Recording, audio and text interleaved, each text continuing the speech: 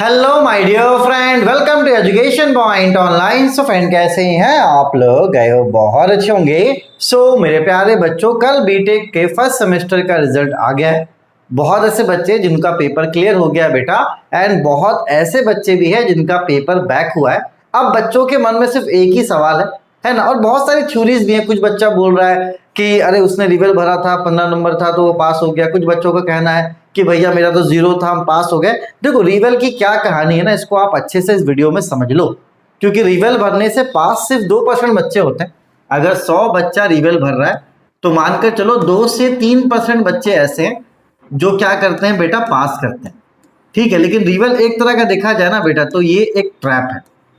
और इस ट्रैप में फंसकर मानकर चलो रिवेल भरने वाला 50 से 60% बच्चा 50 से 60% बच्चा क्या हो जाता है, फेल हो जाता है। तो पूरे सिस्टम को आप समझ लो, उसके बाद आपको डिसाइड करना कि आपको रिवेल भरना है या नहीं भरना है। देखो, अगर आपके पास पैसे की कमी नहीं, आप रिवेल भरो।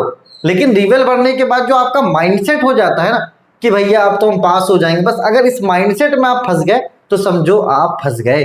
ठीक है, तो आप रिवेल भरिए, कोई दिक्कत वाली बात नहीं है। लेकिन माइंडसेट क्या रखना है बेटा, मैं आपको क्लियर कर दे रहा हूं। ठीक है, चलो बेटा। अब जैसे मान लो कि आपके आए हैं 14 मार्क्स किसी में, और आप क्या हो बेटा, फेल हो।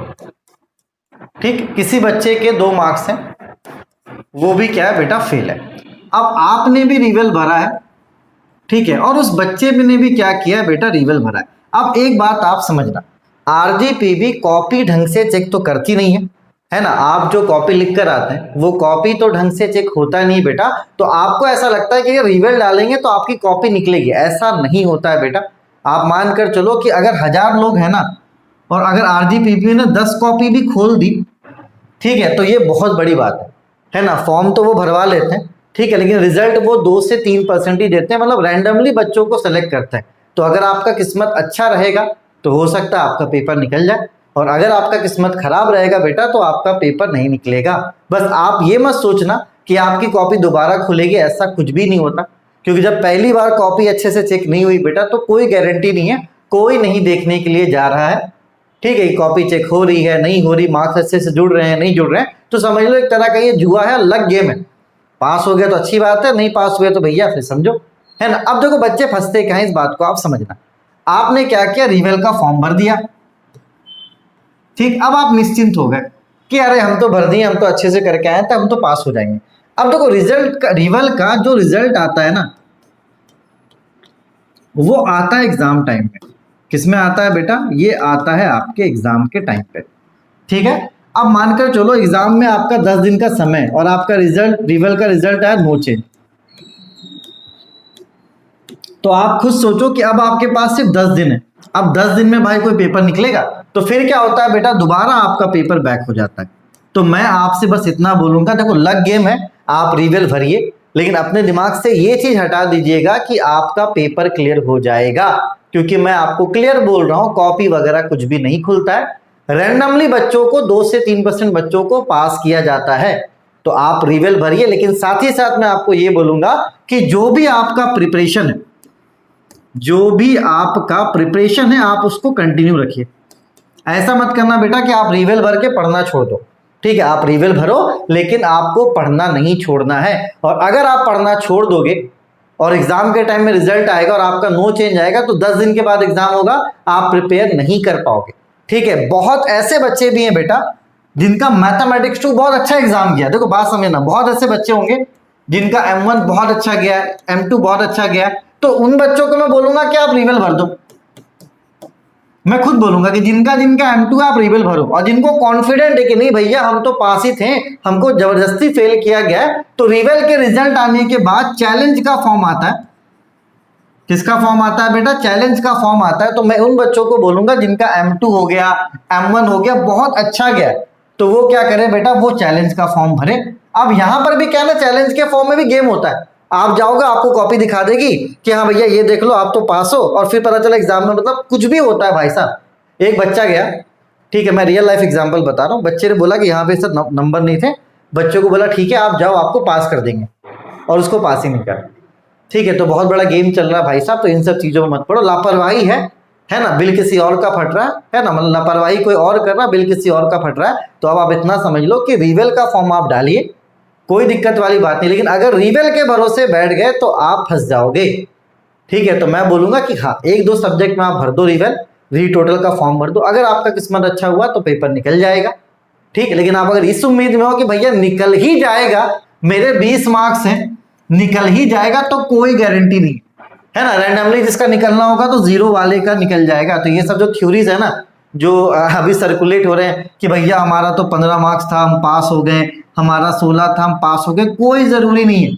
19 नंबर वाले बच्चे का भी नोट चेंज होता है, तो इस सब कर मत पढ़ना, रैंडमली चीजें होती हैं बेटा। लेकिन जो आपका M1 है M2 है, अगर अच्छे से गया है, इसके अलावा भी अगर कोई सब्जेक्ट है जो आपने बहुत अच्छे से दिया है, आपको कॉन्फिडेंट है कि नहीं भैया हमारा तो पेपर निकल जाएगा, ठीक है, तो आप क्या करो, रीवेल का फॉर्म भरो।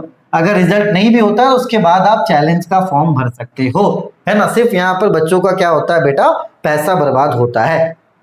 तो देखो अब तो रिजल्ट आ चुका है बेटा, ठीक है, जो होना था मानकर चलो 24 घंटे का समय हो चुका है ना। अब आप अपनी पढ़ाई पे लग जाओ, आप रीवेल का फॉर्म भरो, वो एक अलग चीज है, आप उस पर फॉर्म भरो, मैंने अपना नंबर दे रखा है, जो भी क्वेरी से मुझे कॉल करो, कोई दिक्कत वाली बात नहीं। लेकिन मैं बस आपसे इतना बोलूंगा कि जिसमें भी आपका बैक है बेटा, आपको पढ़ना स्टार्ट कर देना है, ठीक है। इवन आप खुद सोचो ना कि अभी हम लोग क्या कर रहे हैं। और देखो अभी आप एक बात समझिएगा, अभी हमारे चैनल पे चल क्या रहा, आप खुद सोचो।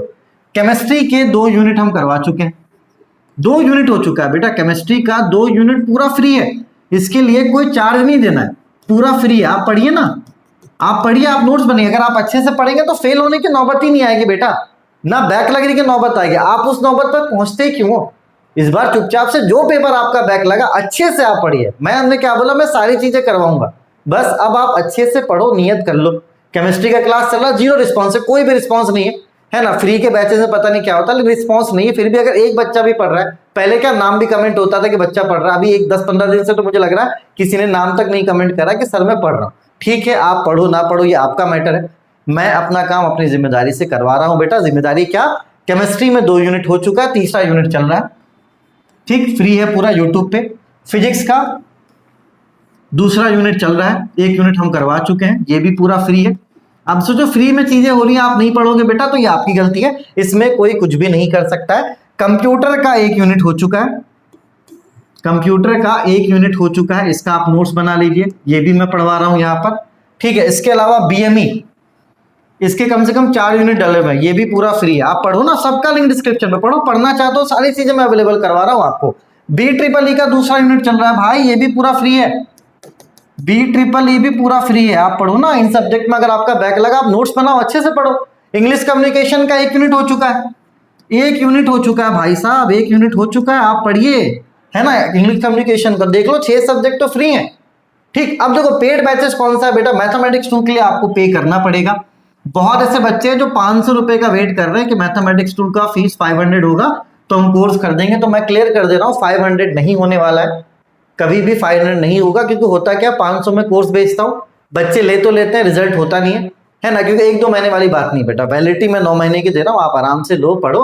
अगर एक बार में पेपर नहीं निकला तो आपके पास कोर्स तो रहेगा, क्योंकि जब हजारों की तादाद में बच्चों का बैक लगता है तो मुझे हैंडल करना इम्पॉसिबल हो जाता है, क्योंकि मैं फिर पढ़ाना छोड़ के मुझे तो मैं कोर्स ही देख रहा हूँ किसका फेल हुआ, तो भैया इन सब लफड़ों में नहीं पढ़ना है, ठीक। जिनका मैथमेटिक्स 1 बैक है बेटा, शायद मैथमेटिक्स 1 का फीस 500, अगर आपने अच्छे से नहीं पढ़ा तो पढ़ो, कुछ चीजें हैं जो पेड हैं, ठीक है। और देखो आधे से ज्यादा चीजें मैंने फ्री करवा दी कि एक बैलेंस बन जाए कि नहीं मेरा बच्चा पढ़ ले, ठीक। बेसिक सिविल मैं स्टार्ट करवा दूंगा कुछ दिनों में, ये मुझे क्लास लेना है, 10 दिनों के अंदर ये स्टार्ट हो जाएगा बेटा, ये भी आपका पूरा फ्री रहेगा, ठीक। जिनका ग्राफिक्स बैक है बेटा, ग्राफिक्स का भी कोर्स अगर आप लेके पढ़ सकते हो, ठीक है। चलिए, तो इस वीडियो का पूरा मतलब क्या निकला बेटा, मतलब ये निकला है कि भले आपका एग्जाम अच्छा गया हो, आपके 14 नंबर है, 16 नंबर, 18, जितने भी आपके नंबर हो, आप रीवेल का फॉर्म भरिए, कोई दिक्कत वाली बात नहीं। लेकिन अगर आप एक बात समझ लेना, अगर आप रीवेल का फॉर्म भर के ये सोच रहे हो कि आप पास कर जाओगे, तो इस ट्रैप में आप फंस चुके हो। ये एक ट्रैप है, रीवेल एक ट्रैप है बेटा, इस ट्रैप में आप फंस चुके हो, इस बात को समझना। इस ट्रैप में फंसकर मानकर चलो 50 से 60% बच्चा जो है मेरा वो फेल हो जाता है। 50 पास होने के चांसेस 2 से 3% है, फेल होने के चांसेस 50 से 60% है, क्योंकि जब रीवेल का रिजल्ट आता है ना मालिक, हाँ, तब तक आपके पास समय नहीं रहता। आप रिवल का फॉर्म भरिए, मुझे कोई दिक्कत वाली नहीं है बेटा, आप आराम से भर दो, निकलना होगा आपका पेपर निकल जाएगा। लेकिन जो भी आपका रिवल का फॉर्म भरो उसकी प्रिपरेशन आप जरूर करना। प्रिपरेशन अगर आप छोड़ोगे तो आप ट्रैप में फंस जाओगे, मैं एकदम क्लियर कर दे रहा हूँ। इसके बाद किस तरीके से प्रिपेयर करना उसके लिए भी वीडियो बनाऊंगा बेटा। तो हो सकता है रिवल के जो भी क्वेरीज है बेटा वो आपको मतलब आपके जो भी डाउट्स थे वो क्लियर हो गए होंगे। और एक बात मैं आपको मेंशन कर देता हूं कि जिनका M2 है वो रिवल भरें, ये मैं सजेस्ट कर रहा हूं, आप वो रिवल भरें और उसके बाद अगर उनका एग्जाम अच्छा गया था तो वो चैलेंज भी करें, क्योंकि M2 बेटा 4th सेमेस्टर में थोड़ा टफ हो जाता है ना। तो जिनका M2 है ना, या तो हो सकता है M1 हो, अभी अब वो 4th सेमेस्टर में है बेटा, तो मैं उनको ये बोलूंगा कि M1 M2 आप रिवल भरिए, क्योंकि मर्सी में फिर क्या है मैथमेटिक्स तो दिक्कत होता है, क्योंकि इस बार बहुत इजी पेपर आया था M2 का। ठीक है, चले, आई होप सारी डाउट्स क्लियर हो चुकी होंगे, और अगर कुछ रह गया बेटा तो आप इस नंबर पे मिस कॉल कर सकते हो, ये मेरा नंबर है। ठीक है, जो भी चीजें होंगी बेटा उसको हम लोग यहाँ पे डिस्कस करेंगे। ठीक है, चले, तब तक अपने और अपनों का खूब ख्याल रखिए। Take care, bye bye, Tata.